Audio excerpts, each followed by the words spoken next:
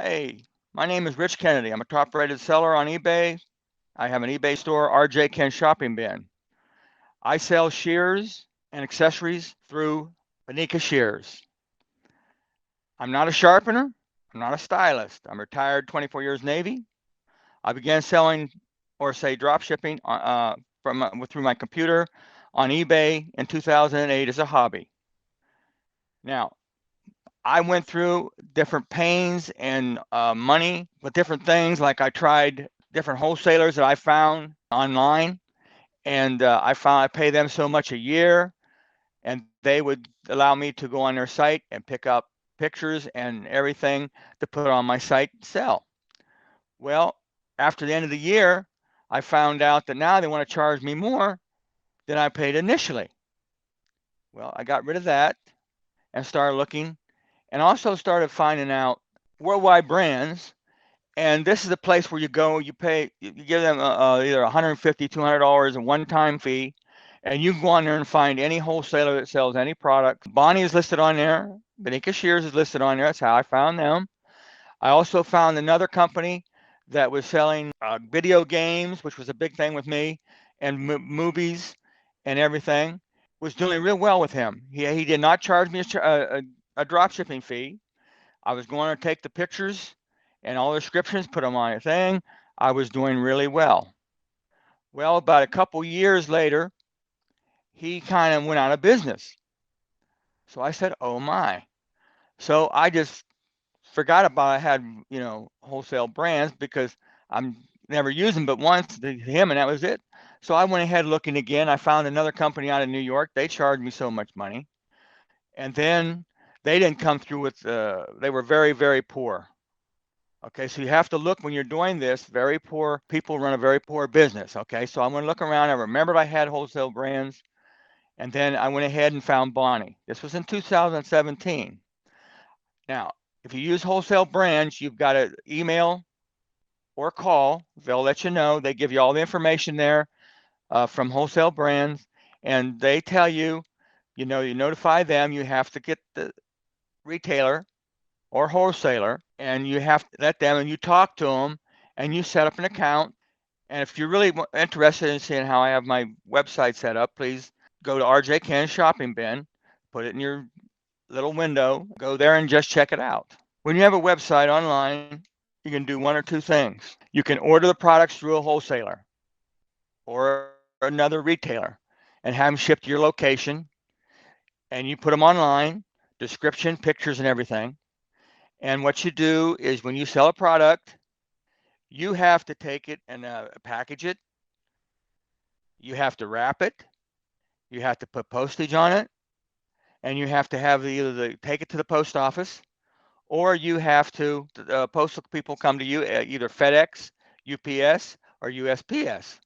Now, another way that people can do things is you can go ahead and use such things called drop shipping. That's for those people that don't have room for, say, inventory. And what you do is the easier route, but it's not for everybody. This is something you have to decide whether it's for you or not for you. Okay, drop shipping is basically when you have someone else from another location ship your products for your customer, whether it be a wholesaler, a retailer, or another vendor. You could go to your retailer or vendor or wholesaler. You put your products on your website. When you sell a product, the customer pays you for the product. The way I do it is I go ahead and I incorporate the shipping cost into my price of my item. Also, any fees of any platform you're on, whether it be like me, eBay or whatever. And that's my total cost that I put on the item. The only thing I don't put in there are taxes, which you're required to collect from according to states. Now, on eBay, they collect them for you. You don't have to collect anything. Once you collect the money, you have to call your retailer up, and you have to, or email them, one of the two. You can email also, or you can fax. That's also an option. The information that you got from the customer, their name, address, and the product. and how many. Once you do that, you ensure that your vendor or retailer or wholesaler received it. They will then they will go ahead and they will charge you for the item, the shipping, or if necessary, if it's in their state, they require taxes, they will collect that.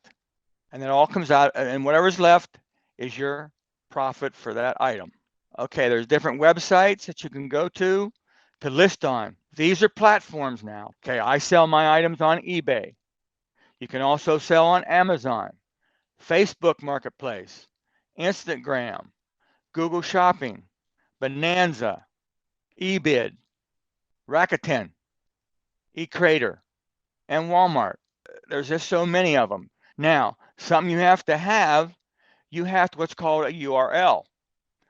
Okay, URL is listing. That's the thing you see when you look at your computer screen, and up in that little box above the main screen, you'll see the one that starts HTTPS // www, and so forth. That's your URL. You must have one of those because you can go to different places to make websites. You can go to Wix. You can go to GoDaddy. They'll let you make them for free. Okay, you must have one of those in order to get on these places. Some of them, like eBay, when you go to their store, Amazon and stuff, they will give you those. But if you want to personalize one, you go out and you get it. If you want to put your name on it, then you're going to have to go ahead and go from there. You're going to have to get one from GoDaddy or one of the other ones that sell URLs. You can get an eBay store, but now if you get an eBay store and an Amazon store, they're going to cost you money. Okay, it's like renting a pair of ice skates when you go to roller rink. You have to rent the ice skates, and if you don't have any. Okay, if I don't have a store, I don't want to make up a website, I want a store, I can go to eBay. I pay $19.95 a month, or say $20 a month, and that's what I pay for my store. That doesn't include anything else they charge me. Okay, they may charge you other things like a final value fee when you sell the item. Okay, they don't pay anything until you sell the item. That's the big thing. Now, when you get a supplier is who you get your products from. That's who you're going to represent. They allow you to go to their website, get their pictures, use their description and the title they have, and if they have a UPC for the items, that's good. Then you have to take the pictures, and you have to either do it as a group on a thing, or you can do them one at a time. Some places allow you to actually copy directly. Like if I go to eBay, I open it up. When I says add an item, I click on it. I go ahead. It'll give me the title. Okay. First of all, I say title. Boom. I make a title out as much as I can just to get it started. And then I go ahead. It may ask me next for a UPC. If the item has a UPC, then I go back to my vendor. I copy the UPC. Boom. I put it on there. Down to it, you go down. Next thing you do is you're going to add pictures. Now, eBay will allow you to pull the pictures more than one. You go back to your website, you right click on the picture, it'll give you a little URL. You click on it, you copy it, and then you put it in the space provided for on the eBay page, little window. Then you go back and you go down again, and it'll ask you on eBay what you want to put, one picture, two pictures. It'll say like you click, click, click, click, click, click, and it'll keep giving you 1, 2, 3, 4, 5, 6, 7, and so forth, up to 12 pictures now. You can only have up to 12 pictures on eBay. Otherwise, it's the way you get your customers is through the internet. Now, you can do it the hard way, and you can sit there and use all these fancy words and everything that they want, or different words descriptions, and you get it that way. Or you can have eBay or Amazon do your ads for you. They basically send everything out on eBay. They keep sending it out to the internet until somebody looks at it, or go to eBay and they go ahead and they look at their item through eBay or through Amazon. There's over 2 billion, whatever you want to call it, people on Amazon and on eBay. All the other ones I told you about, they're newer. They probably have millions instead of billions, but there's still a lot of information. One thing about customers, if you do get a customer, you treat them right. Now, the way I do a customer is I will send them when they order something, I will send them an email letting them know, thank you for ordering. Because if you don't take care of your customers, they're not going to come back to you. They are not going to be come back to you again. Now, when you deal with that, the big thing the customer wants to know, what's the product look like? Does it look like when on the pictures they showed me? Two, what kind of shipping do they have? Free shipping, which is a good thing to do. Like I said, I take my shipping, I add it to the cost, into the cost of my item. State resale certificate, if required. You have to get with your state, and you have to get with them and let them know you have an online store. There's a certain code every month. You have to tell them how much sales you got. Anytime you sell to a customer within your state, you have to pay state sales tax, even though you're on the internet and have a web store or a website. There's a certain code that you have to give them when you send the report in.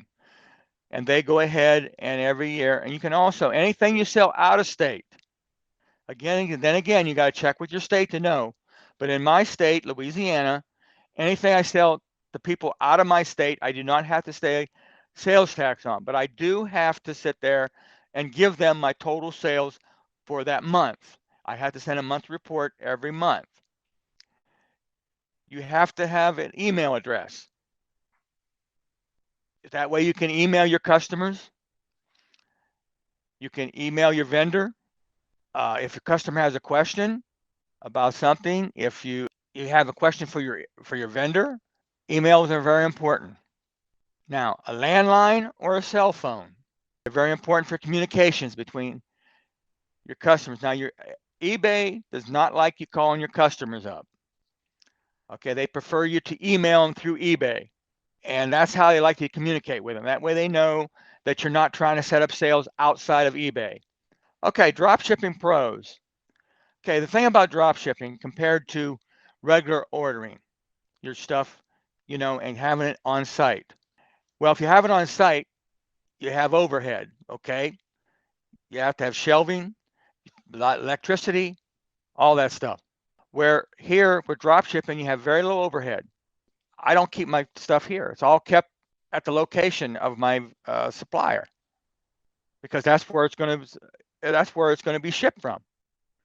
You don't have to handle the goods. You don't have to, package anything, wrap anything. It's all there.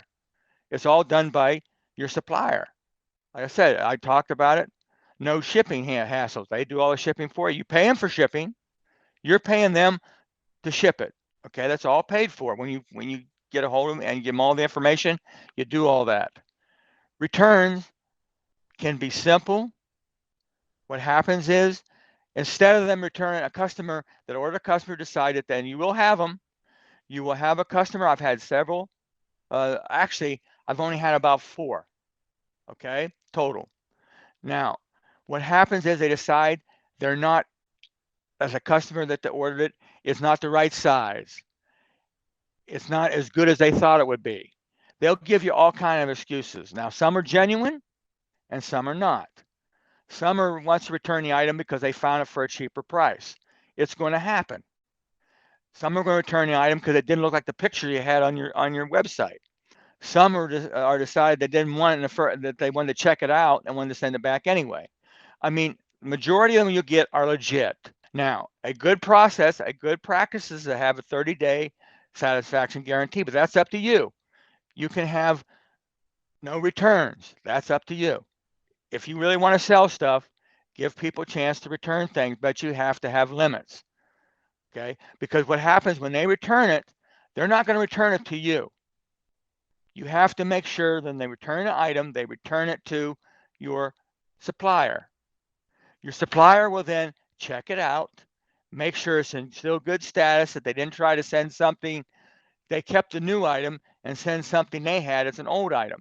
They will have customers that will do that. That's why you wait until your supplier contacts you and tells you, hey, Rich, they're in great shape, no problem, go ahead and give them the refund. So you in turn give your customer the refund.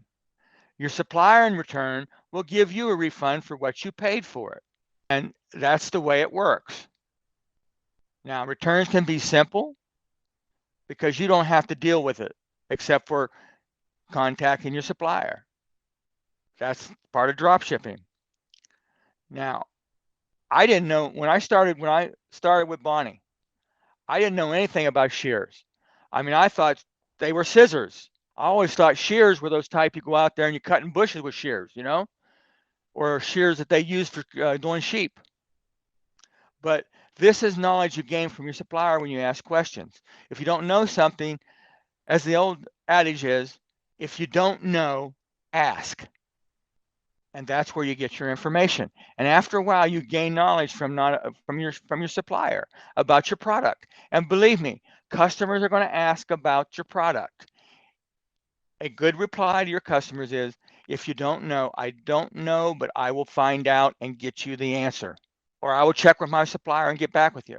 Something like that. But if you gain the knowledge, now you have the knowledge, you give them firsthand, and you can tell them right then and there. They like that. Customers like that. Cons of drop shipping. Okay. Not knowing the quantity of items in inventory. Okay. Sometimes, and it happens, there's nothing you can do about it, that you'll sell an item that you have listed, and guess what?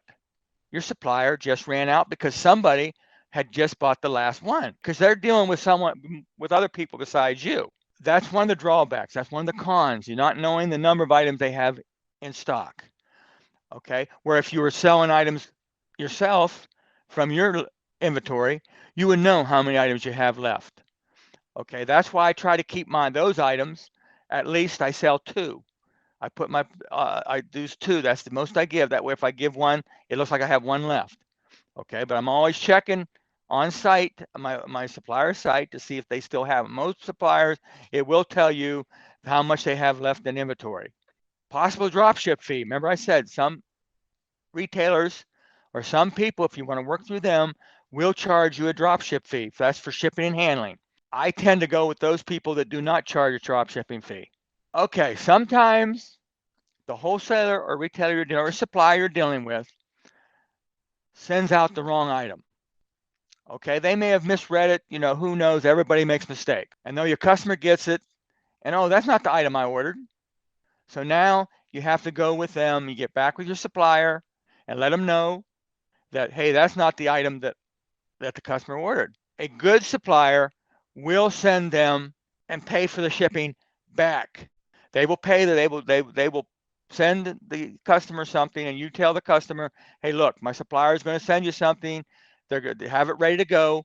The post office or UPS or FedEx is going to pick it up. They will box it. They'll put it in the box. Boom, you put it in the box. They'll boom, boom, and it's gone. And it'll go back to the thing. In the meantime, your supplier will send out the item that was supposed to be sent out. Either that, they'll tell you it's on back order. You have to tell the customer, say, look, it's on back order. I apologize. I checked with my supplier, and they'll have it they say within a week. It could possibly 2 weeks. I don't know. We can't. There's no guarantee. Now, you give your customer a choice. Do you want to wait? I'll notify you when it's on its way, or I can give you a return, or is there anything else that you want to purchase in my store? Those items, and you work with your customer. Remember, I said one of the most important things about your store is working with your customers.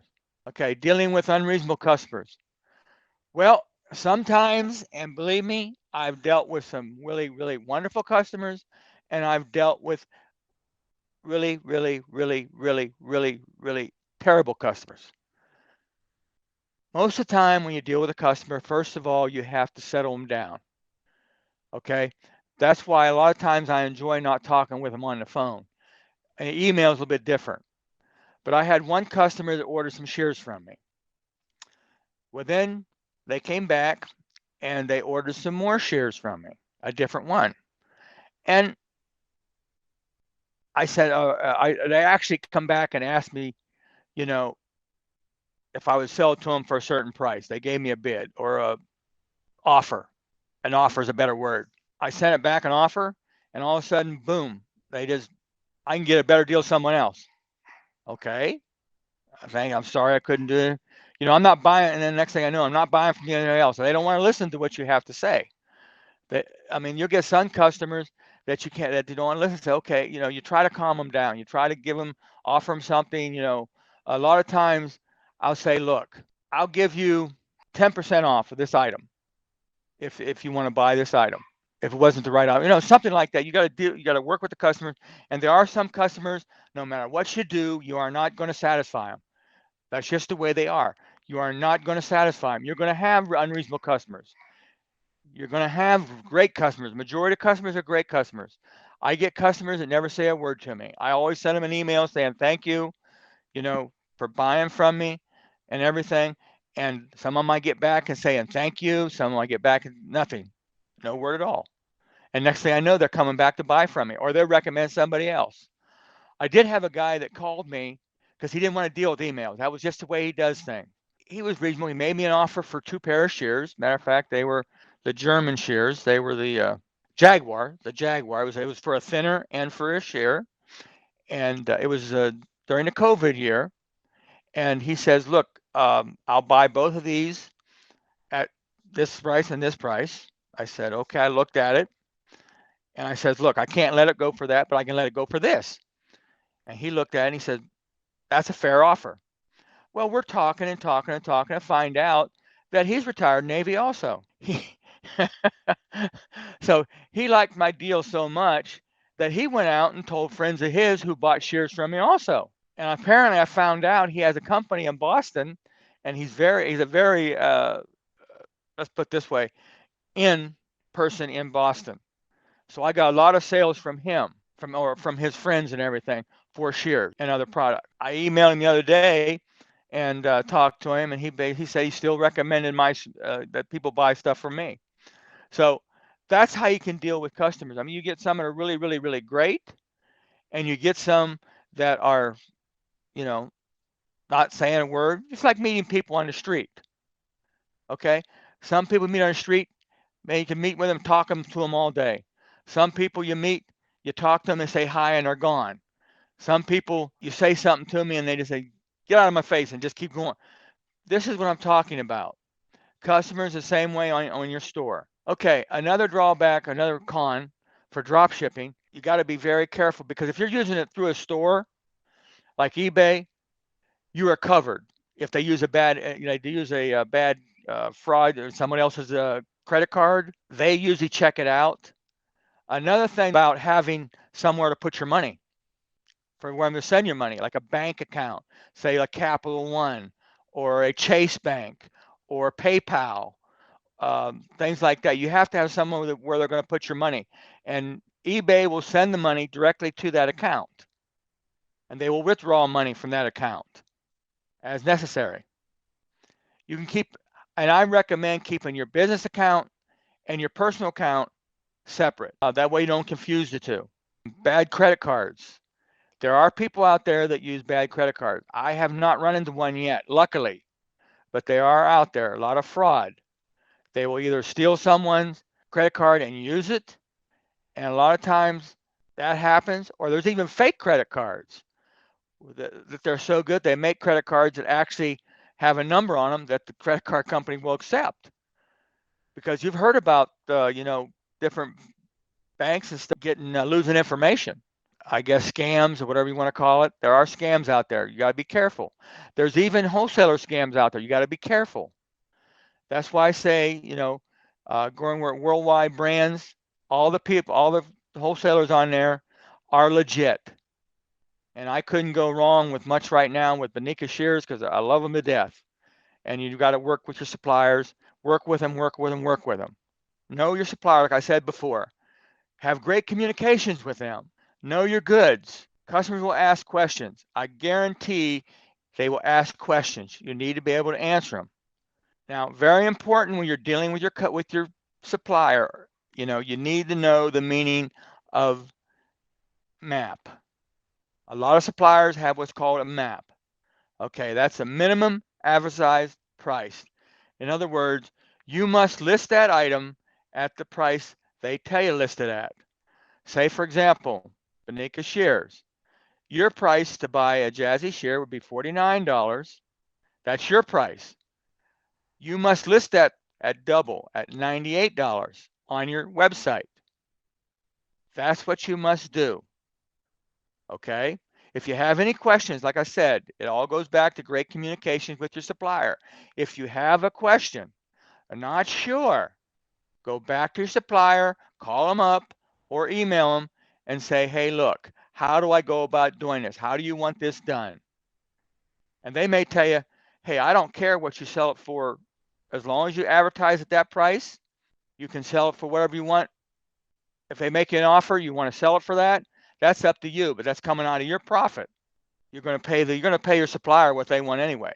So in other words, you're going to pay Bonnie $45 or $49 for that Jazzy shear. If you sell it for 88, you're going to pay the difference. Now remember, you got to take shipping out of there also, because they're going to tell you to charge you shipping. So you have to remember that you got to be careful when doing that. Okay, the best product, the best way to do is stay to their map. Minimum advertised price. Remember, that's the price you have to put on your website. That's not your cost. That's between you and the supplier. You got to know your shipping rates. Talk to about what you have to put in for your shipping. That's part of your price if that's what you want to do. These are things you need to know to drop ship. Now, drop shipping is not for everybody. This is something I have to say. Now, if you don't have a lot of money and you want to get started selling product, drop shipping is probably the cheapest way to go. If you want to do that for a while until you think you make enough money to go out on your own and have your own products coming in and have your own inventory, you can you can drop ship and have your own inventory and ship that way too. You can do both if that's what you want to do. You can actually contact my email address at rjken@hotmail.com, and I will even add my cell phone on there if you want to ask me questions that way. And that would be 337-212-6815. My name is Richard Kennedy. I drop ship on eBay, and I am a top-rated seller.